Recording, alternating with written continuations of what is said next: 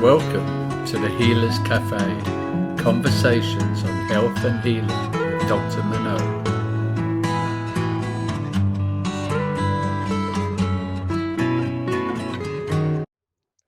So welcome to the Healers Café. And today I have with me Dr. Sam Shay. He's a DC that helps biohackers, entrepreneurs, mompreneurs, and service professionals increase their energy, resilience, and creativity so they can create and sustain a great business to create more personal freedom. Dr. Shay has dedicated his life to helping others through functional medicine and functional genetics. And we'll be learning a little bit more about the different types of genetic-based maybe weight gain or how to future-proof your brain, food triggers, carb tolerance, vitamin D absorption, immunity support. That's his field of knowledge. So I'm really thrilled to have this conversation with you, and welcome. Thank you. I'm really happy to be here. Right. So let's start by what got you into this field and what made you interested in functional medicine in part and genetics and your approach to it.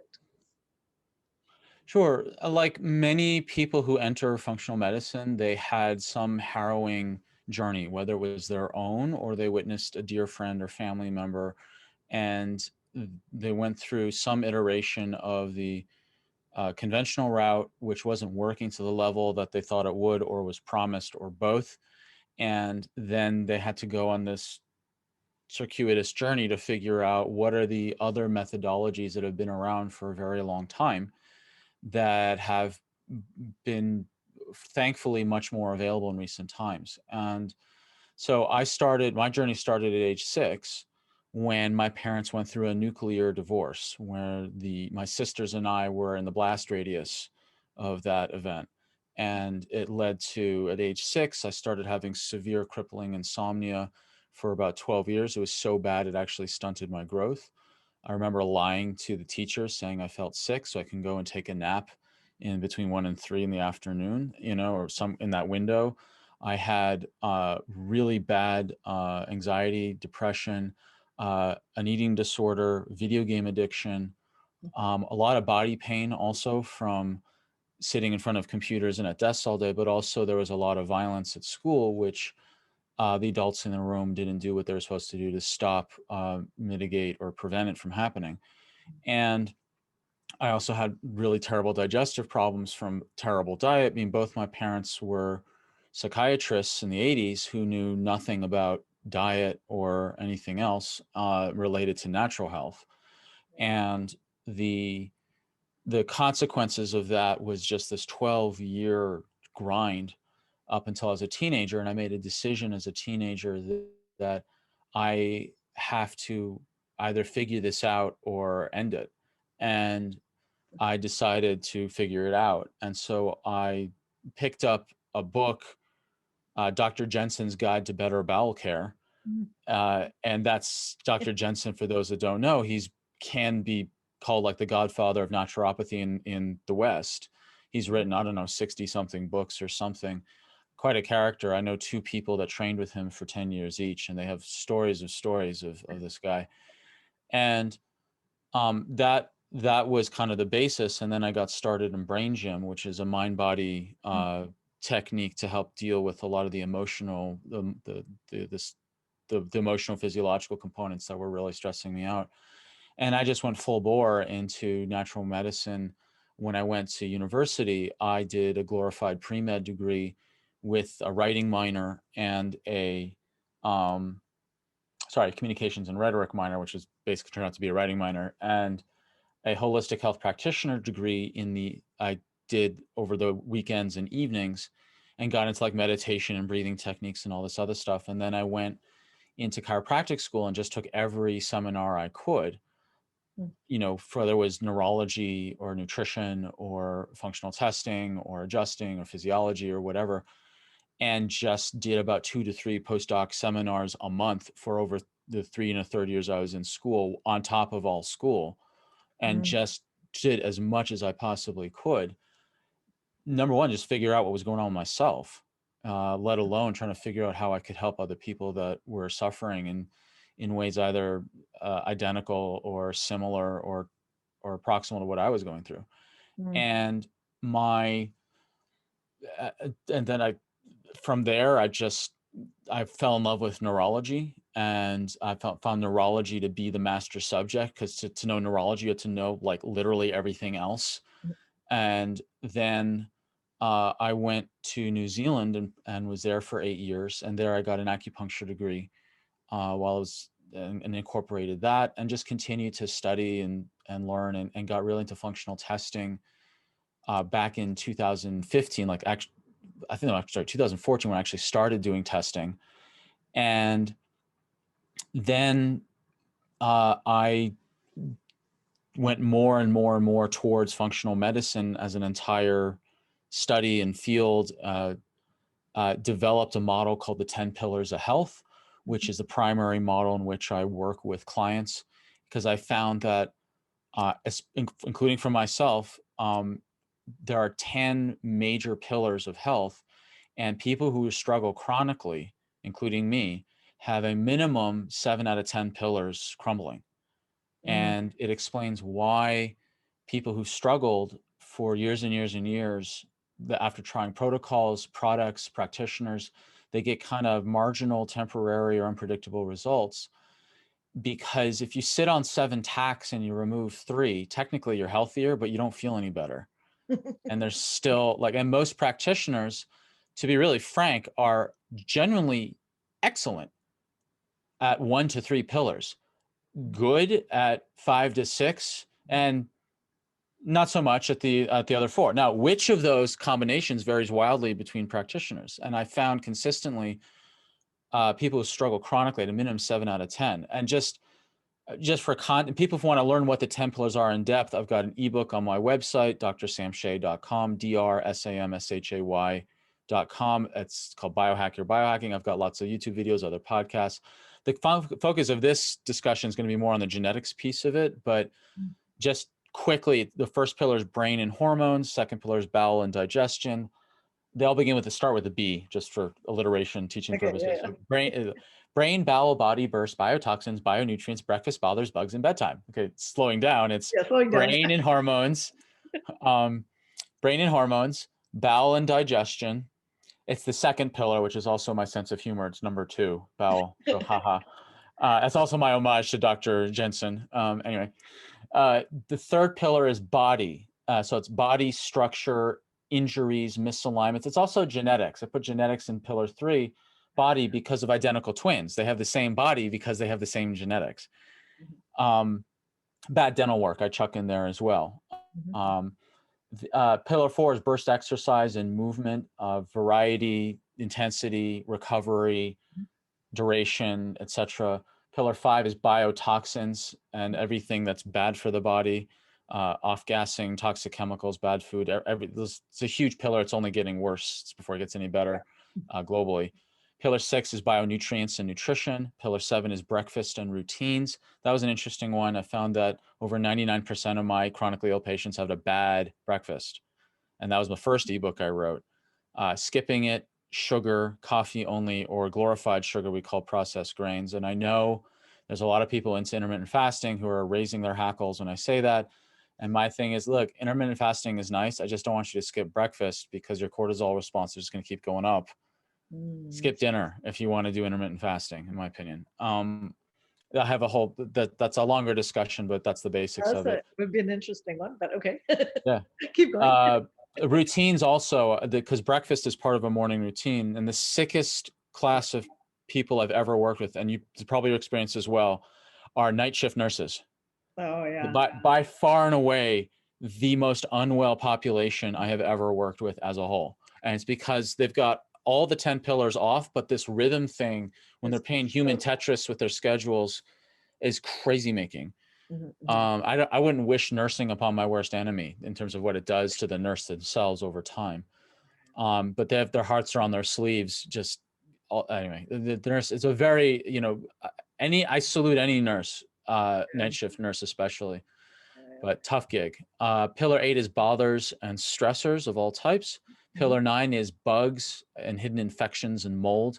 And pillar 10 is bedtime and sleep. So brain, bowel, body, burst exercise. I had to find a B for that. So that's what I found. Biotoxins, bionutrients, breakfast, bothers, bugs, and bedtime. So I feel it's a pretty complete list. And people had the 7 out of 10. I also found that 4 of those pillars could be sledgehammered. The body, car accident, violence, or sports injuries, or that's a sledgehammer event, which can knock out. And then the biotoxins can be a sledgehammer event, a massive toxic exposure. The bothers can be a sledgehammer. You get someone dies, a divorce, a lawsuit, the firing of a job. I guess in trauma would be in that. Trauma is that. That's that trauma. And then bugs can be a sledgehammer. You get a massive infection. And the reason I'm bringing up this is because I found also people who are chronically unwell. There is usually within 2 years of the major onset of the chronic symptoms, there was a pillar that was sledgehammered on top of 5, 6, 7 other pillars crumbling in the background over years. And you can trace it back. It's within a 6-month to 2-year period prior to the major sustained onset. There was a sledgehammer event that created this cascade. So that's my clinical lens by which I view functional medicine. And then I went and got it formalized by becoming a certified practitioner through the Institute for Functional Medicine, the ifm.org. And then I also studied with Dr. Kalish for 4 years at the Kalish Institute for Functional Medicine. And I'm still working with him. And I just found that functional medicine, if I want to define it, probably should define it at the beginning, but anyway, here we are. My definition is the best of Western medicine diagnostics with the best of natural medicine lifestyle interventions. Yeah.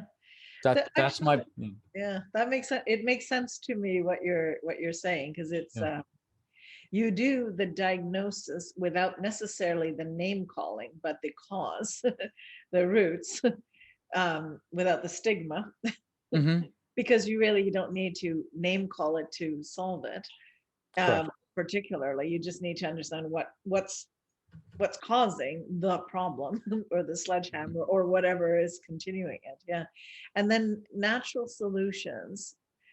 So that is definitely part of this. So how do you actually differentiate that from your understanding of, is maybe you don't know, it's maybe an awkward question, but naturopathic medicine that also uses many of the testing. It's a different methodology a bit, but how do you see the difference? So it depends. Well, it depends on which naturopath you're talking to. Exactly. So there's some naturopaths that, look, chiropractors are like, we're probably the most infightiest profession out there in terms of defining who's a chiropractor and whose piezoform is shiniest. And so that was a chiropractor joke for people who are listening, for adjusting. Anyway, the piezoform's a bone on the wrist of, which one do you adjust? It's just for the lay public listening.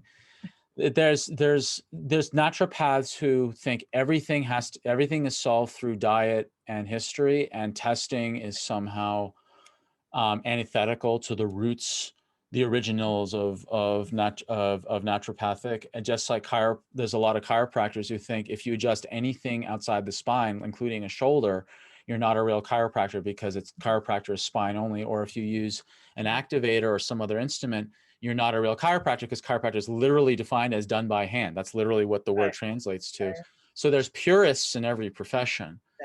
And I would not be considered, like, even though I'm technically a doctor of chiropractic, I don't adjust anymore because everything I do is online. And unless Skype comes up with some fantastic haptic suit from 20 years from now, that's what I'm where I can adjust through the camera. Right.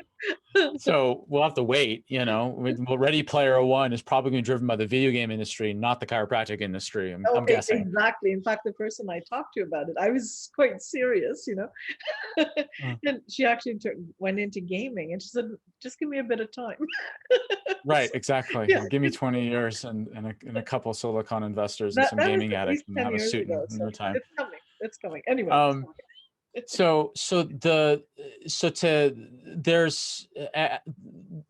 at the root of it all is I'm a pragmatist. What works? What Exactly. works? Okay. I did lots of great work without testing, and now I do better work with testing. Done. Yeah. So everyone can play. Like I do better work with testing. I like testing. I like functional tests. I really enjoy having a third party double check results, you know, like, Yeah. and it really forces my clinical mind to get sharper and sharper and sharper. It's also a way to really accelerate collaboration with other colleagues, because I can, here is the test results. This is what's going on. This is what I think it is. And it's just such a more efficient, faster, higher level conversation than having to go through it's just faster. People can learn faster, get better faster with functional testing. And I'm so grateful for Western science to provide the toys to do that, which is a perfect lead into genetics. I mean, you talk about like fancy Western toys. Let's talk about genetics and how it's just exploded on the scene in terms of technology and accessibility and so on. So I got into genetics because it was a piece I was missing in the functional testing. I got started in genetics in 2015, and it totally changed my world. So, for example, I was eating the most Portlandia diet imaginable, knowing the names of the chickens, knowing the farmers, knowing, you know, the quinoa was grown on the South, organic, plucked by monks on the harvest moon, whatever, you know, I had a super organic Portlandia Mediterranean style diet, and I was still having digestive problems that weren't going away. And frankly, it was really frustrating because I'd been lecturing about nutrition for quite a while and all over the place, and I was still having digestive problems. And then I ran my carb tolerance test, and it turned out it wasn't a quality issue of carbs, it was a quantity issue. I have the carb tolerance of an Eskimo genetically, which makes sense because my ancestry comes from, north side of Russia, where not a lot of carbs in that area. I mean, there's seasonally ish, but so it was a quantity issue. I did not have the genetic grunt to tolerate the amount of carbs. It didn't matter how organic and sprouted and local the quinoa was. It's irrelevant. Quality is one issue, quantity is another. So that within 1 week of changing my diet to match my genetic carb tolerance, my digestive issues of over 20 years vanished. Wow, yeah. And it is kind of, what's the word? Humbling. It was so humbling. I was like, okay, now I have to play in genetics. I cannot ignore this. And the good news is, like, there's more to genetics than just that diet piece, but that diet piece is super critical. The crux of it is, I mean, just to be a little bit, nerdy, is it's not a variant test. It's not checking if you've got a homozygous, recessive or homozygous variant or a heterozygous variant, all these other great Scrabble words that, you learn when you're studying all this stuff. It has to do with a number of duplicates of the gene that creates amylase in the saliva. So if I've got, and actually the variance doesn't even matter, because the amount of saliva of amylase created by the variant doesn't really matter. The difference doesn't really matter. It's the number of duplicates. So if I've got one gene of this, one copy, I spit out 1x amount of amylase. If I've got two genes of this, I've got 2x. If I've got 3, it's 3x, 4, all the way up to 20. So there's people out there with 20, and I'm here with 2, and the other thing that happens is that people who have very few copy numbers, their insulin spikes way higher, which makes total sense genetically, because if you're in a hunter-gatherer scenario with not a lot of carbs, you only come across, a berry bush, a thing of honey, or an apple tree in season, not that often. And when you do, you got to eat it quick before the bears, bees, bugs, deer, other tribes, people of your own, or otherwise a rain rot or a fungus get to it. So you've got to pack on those calories as quickly as possible. And you could, I mean, if you hit the jackpot, you can basically get 2 weeks worth of food in one afternoon if you gorge on all that fruit. you know, and you got to have the insulin skyrocketing to be able to do that. Right. So whereas the people with high copy numbers that come genetically from areas where carbs have been around for thousands of years, their insulin drip is very gradual and sustained. So they've got this match, you know. Yeah, So anthropologically, it all added up as well. Why the insulin spiking matched the, you know, the higher the spike, the fewer number of copy numbers. So it also matches exercise, because if you're a hunter-gatherer, you're more of a sprinter because you're running after food or away from things that are also after the food. But if you're more of an agrarian, you're just, you know, walking around your field all day, basically. So, and that's just one of the genetics tests that I ran into. And I found that genetics itself has been a fraught. But before I go on, I just want to pause. I know I get so excited about this material. So do you have any, did you want to, I love your thoughts on what I just shared on the genetic. No. I mean, I think it's I didn't know that. And I feel like, oh my gosh, my mind's full of ideas about, well, that makes sense now. And that's why exercise is different for different people and different things work better. And it's like, it actually has a much larger impact starting with just that knowledge, you know? Yeah. Very, no, it's fascinating. You're eating every day, unless you're on a big intermittent fasting binge or whatever. Wait, I don't think that works. Intermittent fasting binge. That's a metaphor if I've ever heard that. All right, never mind. Let's reframe. If you can change, because food is one influence into your genetic output. If you can alter that in a meaningful way that's correct for your genetic tolerance, that is a lifelong effect. You know, just like I was on this Portlandia diet that wasn't working for me for 2 decades. Right. And the test, are you using any specific tests for this, or is this the nutritional component you can get from what is it, 2 and 3 or whatever it's called? That's 2 and 3. Oh, you're adorable. 23 and me. I knew it was close. Okay. And the other one is Ancestry, right? That's right. Okay. So it's part of a complete genetics like program, a package I do for people. It's not that particular test is not available through 23andMe or Ancestry, because 23 and Ancestry, they only look for variants. Like, you know, what's the copy, what version you got from dad, what version you got from mom? Do you have a green, yellow, or red dot, which is like the traffic light system they designated for determining genetic variants? This is not about variants. This is about duplicates. So there's a 3-dimensionality to genetics that most people don't know. It's the copy numbers. It's not just merely if you're a red, yellow, green dot. It's how many duplicates of a certain genes matter. And that's a 3-dimensionality that I really don't see discussed anywhere else. And so there's a few very meaningful things that can be done with that particular bit of technology, and that's not available through 23andMe and Ancestry. So it's, I mean, it's a simple, it's the same cheek swab. It just has to go through a completely different process. You can't use the same cheek swab because it's a totally different level of analysis.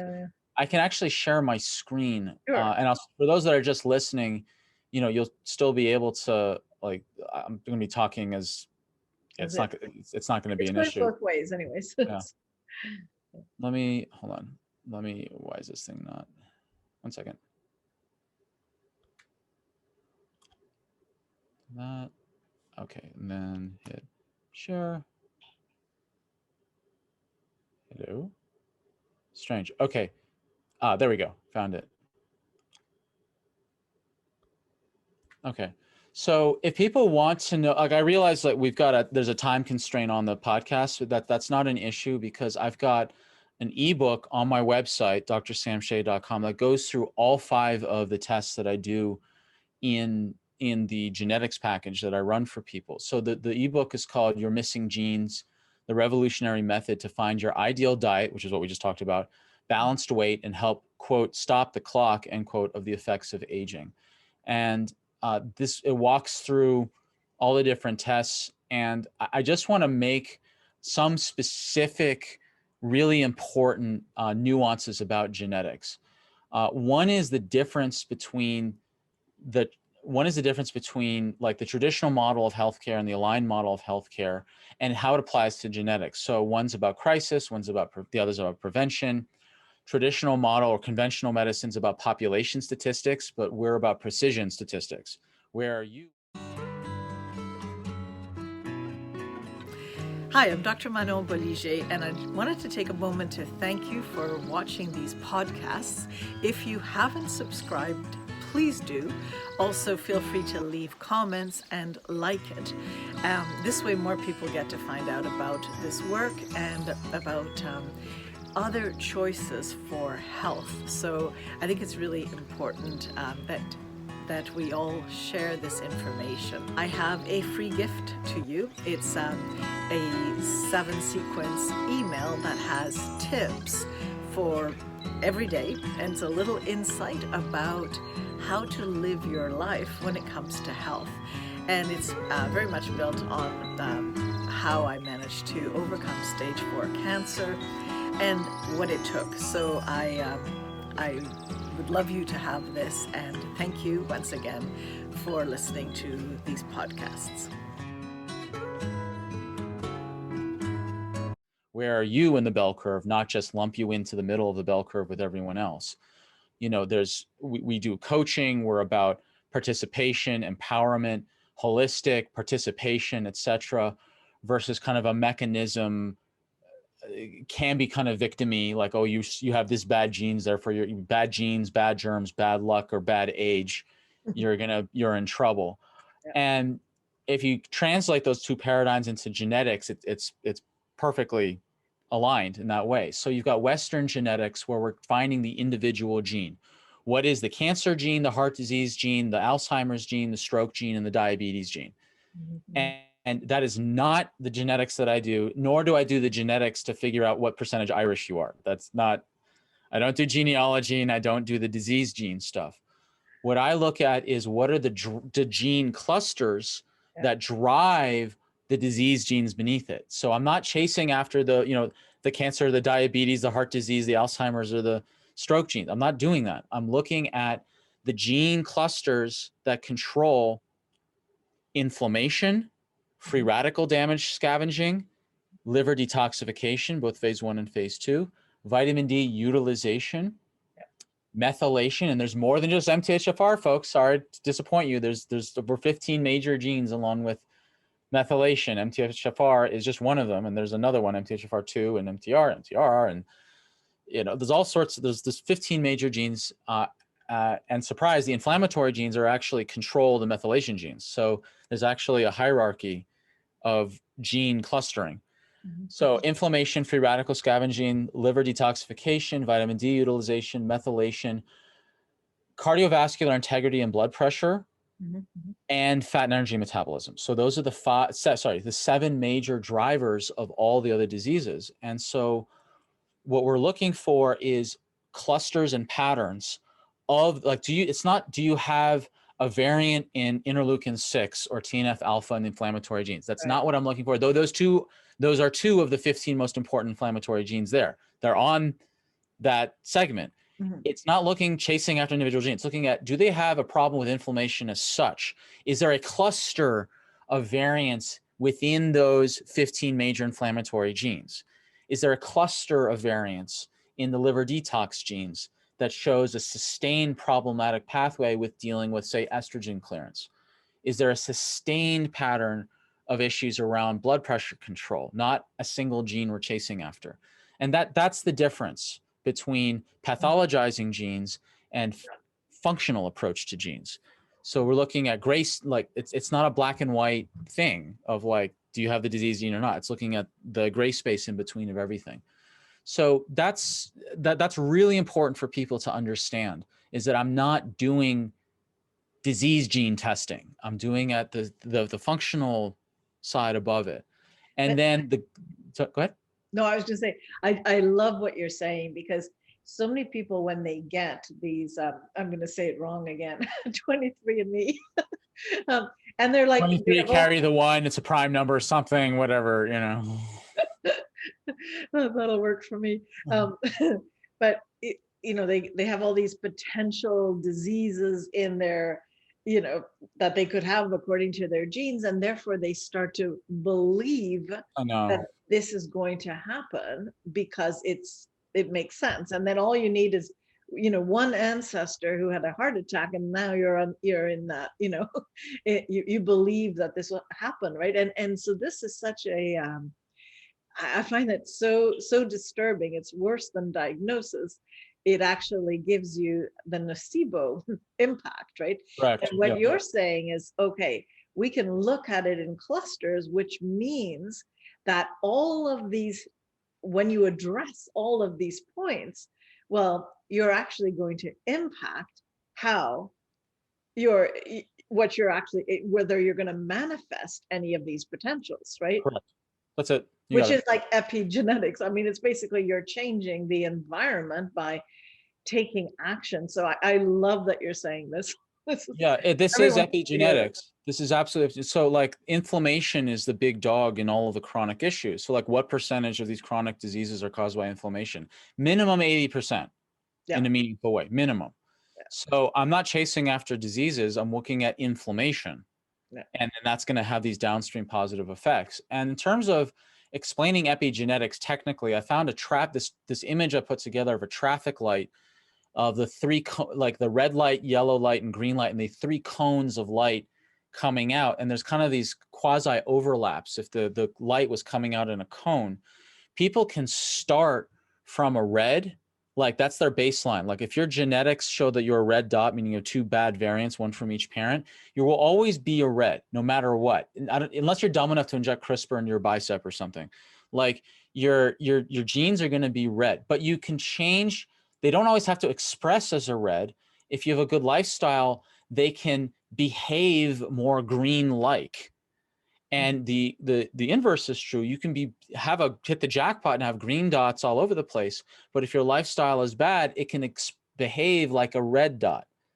And that's what epigenetics is that your behavior, lifestyle, and the environment that you're in and the interactions therein will determine how your genes express. And that's the good news. That's the optimism that things can change. Just like me changing my diet based on my genetic capacity, I changed my epigenetic expression. So when I'm talking about the different types of testing that I do, it's like I call one the Achieve Your Natural Weight, which is really the longevity test, future-proof your brain, stop the clock. That's the one that checks the inflammation, free radical damage, liver detox, the vitamin D utilization, the methylation, cardiovascular integrity, and blood pressure genes, and then the fat and energy metabolism.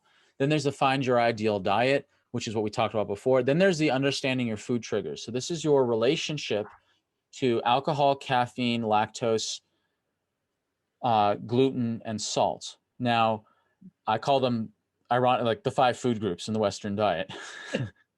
And there's an 80% of the time when people get back this report, there's one major shock that meaningfully changes their diet for life. So for me, it was caffeine. In the caffeine segment, it checks for, are you genetically vulnerable to caffeine-induced anxiety and depression? Caffeine-induced anxiety and depression. I had the most bulletproof coffee ever. I had like adrenal herbs and liver herbs and coconut milk and coconut oil and like all like it was like 15 ingredients at one point I counted. I had this little like card. I had to remember to put everything in it. But I was still getting anxious and jittery and moody within 30 minutes, especially by 2 hours, no matter how organic, mycotoxin-free, filtered water, much coconut oil can jam in there, because I was genetically vulnerable to the metabolism of caffeine. Now, not everyone's like that, obviously, but I was. So I cut coffee based on my, and just, I was really trying to push the bulletproof coffee stuff. It just didn't work for me. And I took the genetic test for me to stare me in the face to finally stop my denial around coffee. Because I was told all the things about how wonderful it is and everyone should do and all the rest of it. And it's like, no, genetics will help you tell you if it's actually appropriate for you. It's great for a lot of people, not for me. Right. The vitamin D absorption one, that's a much more detailed vitamin D utilization. There's 11 major genes that are involved with vitamin D metabolism. So there's 8 major genes that go from sunlight to usable vitamin D in the blood. And then there's 3 genes of getting it from the blood into the cells. And so a lot of people think, oh, just get sunlight, it'll be great. No, not always for everybody. Sometimes sunlight is a really bum pathway for certain people. And then even if they've got enough vitamin D in their blood, their vitamin D receptors can be red dots, and they need other things to do to repair the receptors so they actually can get receptors onto the surface of the cell to grab the vitamin D. And vitamin D is not casual. I mean, most people now know about it because we've been living, in the pandemic, and, Rhonda Patrick's wonderful work bringing the importance of vitamin D to light on a public scale. And she's on Joe Rogan telling people about the importance of vitamin D, bless her heart. The vitamin D controls approximately 3 to 5% of your entire genome. Like, that's huge. That's massive, particularly the inflammatory and immune response. And then the last panel is identifying genes that support your immune system, which is, again, apropos given the times that we're in. So having a complete genetic swath, like an analysis from a functional level, and given practical solutions for life, because your genes don't change no matter what, given practical solutions based on your genetics for life, it doesn't exclude functional testing like adrenals, gut, ion panel, mitochondria, thyroid, sex hormones, food intolerance. It doesn't exclude those other tests, because genetics tell you where your tendencies are, how you got to where you are, and then what's going to be happening in the future, and real amazing science of lifestyle change you can make today to change that. But genes will not tell you what your adrenal hormones are now, what your thyroid levels are now. It will not tell you what your state of your mitochondria is now. It will not tell you how your glutathione state is now. It will not tell you what infections you have hidden in your gut now. It's the two go together. We don't have time to talk about the wonders of the functional testing, but the two go together because they assess different things. Correct. Yeah. Well, this is definitely the one that I was most excited to find out more about, and I think it's less. More people are less aware of this part. So yeah, at least I don't feel like I understood the 3D version of this whatsoever. So I feel thrilled that you've shared this. Thank you. Just to be clear, the ideal diet one, that's the 3D version of the copy numbers. The other ones are variants, but it's the diet one that is very, very unique. And the other ones what they is the analysis and the clustering is different, because it's taken the most important genes, as opposed to, you get like 600 genes back, you don't know what to do. Like, it's just so overwhelming. Right. These are organized in very specific hierarchical clusters that I don't find anywhere else. So do you, sorry, if there's more you want to share on your presentation? Well, I'm just acknowledging the time. I think I just want to. Yeah, no, go ahead. We got about 5 minutes. Just anything else? 5 minutes. I think I just want to point out the around weight. Okay, so there's I call it the Achieve Your Natural Weight panel, and so what we're looking at here is that there's 3 types of weight gains that we see genetically. One is inflammatory water weight, the other is hormonal toxic weight, and the other is caloric fat weight. Now, everyone thinks, or maybe not the crowd we're talking to, but in general, the public thinks it's all about calories and fat. Right. And by far and away, the weight that I see the most of is inflammatory water weight. Now, let me explain why it's inflammatory / water weight. So a lot of our listeners may have either directly had the experience or witnessed someone eats a tiny little muffin and put on 4 pounds in one day. Now, unless that muffin was last year's re-gifted Christmas fruitcake, it doesn't weigh 4 pounds, right? No. So what happens is that you eat the muffin, the tiny little muffin, and the muffin is so inflammatory that all these inflammatory chemicals are released into the blood, interstitial fluid, etc., that the body will retain water to dilute the toxic inflammatory chemicals to do what? Buy the liver time and the kidneys time to filter out the inflammatory chemicals. The weight is not the muffin. The weight is the water that is retained to deal with the toxic inflammatory consequences of said muffin. So that's why it's called inflammatory water weight. So if you're an over-inflamer, you over-initiate inflammation, you over-propagate inflammation, or you under-clear inflammation, you have an inflammatory issue, which may lead you to over-inflame. Now, then there's the hormonal toxic weight, and these are the people that have issues genetically in their detox pathways, where they can't detox toxins because the fat cells are the dirty closets of the body, and they just kind of shove all the toxins in there to kind of like seal it off until times later, if ever, to be able to clean them out. And if people don't realize that, I mean, look, when I was in chiropractic school, I had a friend of mine who was a former airline pilot for, I don't know, 20 years. He got terribly sick over a week or something, and he lost a tremendous amount of weight, a tremendous amount. And he lost his complete short-term memory. Like, he couldn't remember where his house was because of all those toxins from the airline industry got suddenly released from all of his fat cells all at once because of his rapid weight loss. That's how this is real. Like the fat cells are the dirty closets of the body. So people have they can't detox toxins that well, so it's just stored in fat cells. The other is that they have trouble detoxing estrogen. So they start to pile on the weight that is typical of higher amounts of estrogen.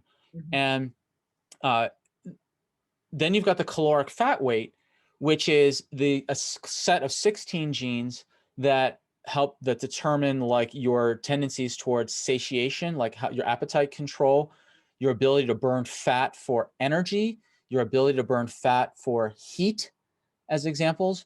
So some people do genuinely have genetic issues around calories in terms of they put on calories and fat and they have trouble burning it, but that's the least common that I see.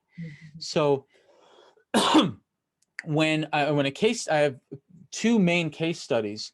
One is I had two gentlemen that came to me with joint pain, overweight, and the more they exercised, the fatter they got, and the more they exercise, the more joint pain they're in, and they both had man boobs. Now, I don't have some weird fascination with man boobs. My job is, as a clinician, is to be observant, and I was thinking, the more they exercise, the more pain and the fatter they get, and they have man boobs. I think what's going on is that they are over-inflamers, plus they have problems in their hormonal detox pathways for estrogen. So the more they hit some threshold where they become over-inflamed from too much exercise, put on all this weight, and then the excess estrogen redistributes the weight to the chest. And so then I ran their genetics, and sure enough, it was exactly that. And I didn't put them on a diet and more exercise to lose weight. That would have been wrong. What I did is I put them on an anti-inflammatory diet, anti-inflammatory supplements, anti-inflammatory lifestyle, and identified all the sources of exogenous or external sources of estrogen that they were putting into their body, microwave plastics, the inorganic, chickens and stuff like that, the pesticides, insecticides, vegetables that can mimic estrogens, and there's a bunch of other things that can mimic estrogens. Unfiltered water, because there's a lot of estrogens from birth control pills that are cycling through the water supply, et cetera, et cetera. Pull them off the toxic exposure, drop the inflammation through all these different mechanisms. One guy lost 40 pounds in 1 month, including his man boobs. The other guy lost 2 pounds a week for 14 weeks straight. Just consistent.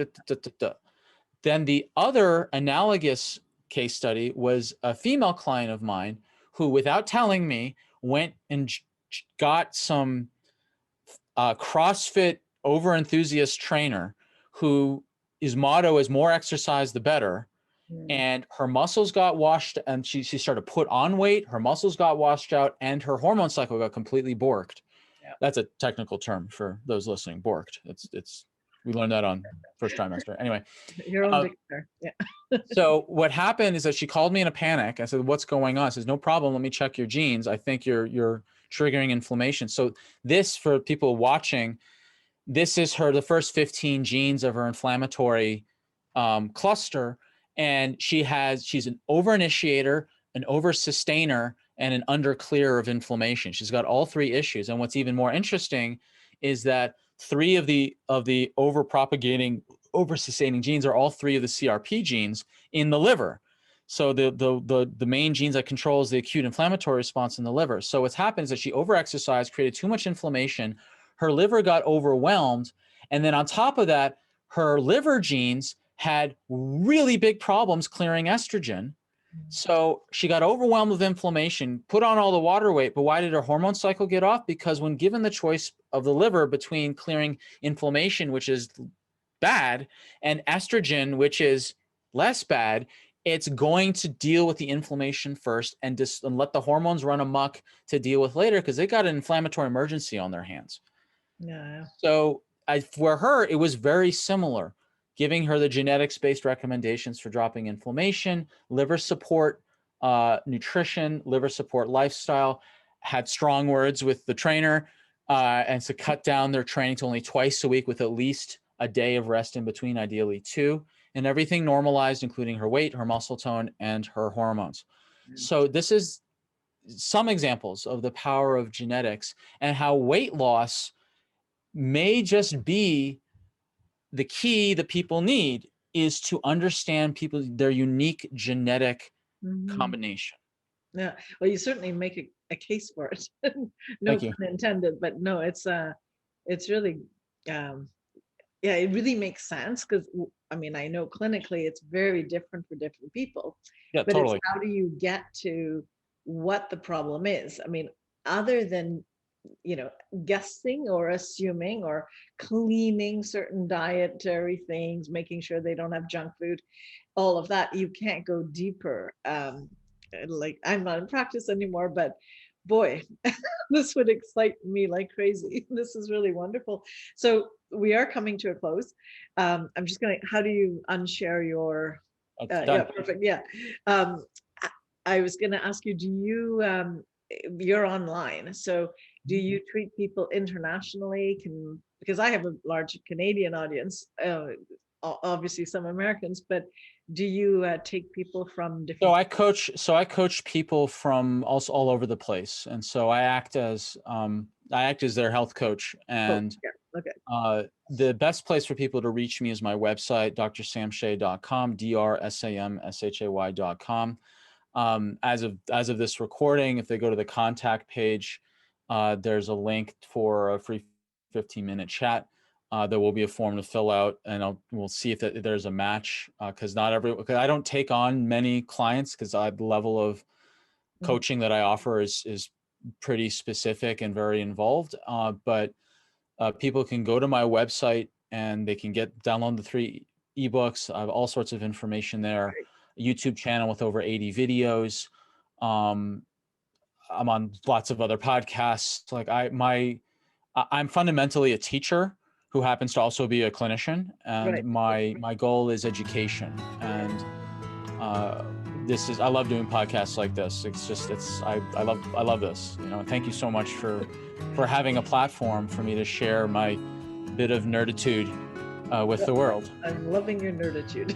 So thank you very much for joining us at the Thank you so much for having me. With Dr. Manon. For more information, go to drmanonbolliger.com.